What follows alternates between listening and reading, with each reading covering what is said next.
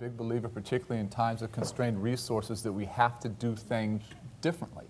And that's just reality. It can be painful, it can be difficult. I've talked about what I call the new normal.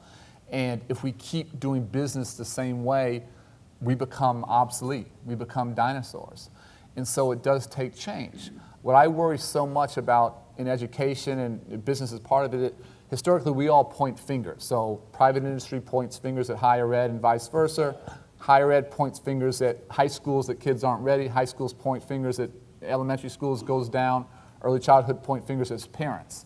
And ultimately, you know, we're all in this together. And so for me, it's not about pointing fingers. It's not about relitigating the past. It's about how do we collectively, right now we have a 25% dropout rate in this country, 25%.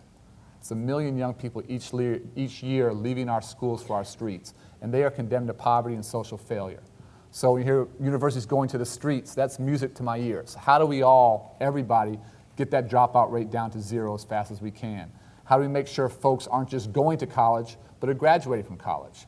How are we bringing in great talent like you have here in William and Mary? How do we elevate and strengthen the teaching profession so we have great people going to those underserved communities to help that next generation come up?